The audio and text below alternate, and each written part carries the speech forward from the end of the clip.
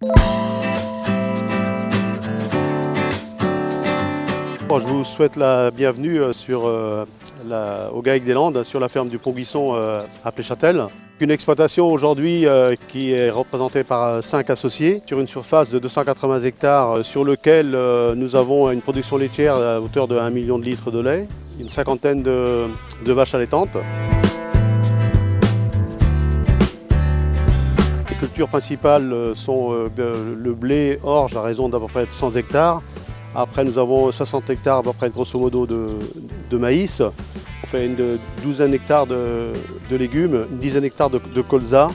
Et puis, depuis l'année dernière d'ailleurs, nous avons mis 15 hectares de luzerne, dont 7 hectares qui sont récoltés sous forme déshydratés et 7 hectares qui sont récoltés en afforagement en verre. Sur l'exploitation, pour travailler avec toutes ces cultures-là, nous avons des cumas qui sont en place.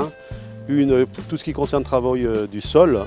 Et puis on a une cuma aussi qui est surtout basée sur l'alimentation, donc distribution de tout ce qui concerne les fourrages. Et puis une cuma d'irrigation qui a été mise en place aussi depuis une quinzaine d'années, de manière à assurer nos productions fourragères sur l'exploitation, étant donné que nous sommes sur un secteur à forte, je dirais, pression pédoclimatique un peu critique certaines années. En ce qui concerne l'utilisation de la luzerne dans la ration, nous l'utilisons de plusieurs manières. D'une part en brin long, donc à hauteur de 3 kg par vache en ration hivernale, donc dans un but principal d'autonomie alimentaire mais surtout protéique et aussi de fibrosité de la ration. Donc la ration hivernale se compose de 10 kg de matière sèche de maïs en silage, 5-6 kg de matière sèche d'ensilage d'herbe, 3 kg de luzerne brin long et un apport de correcteur à hauteur de 1,5 kg pour la partie hivernale.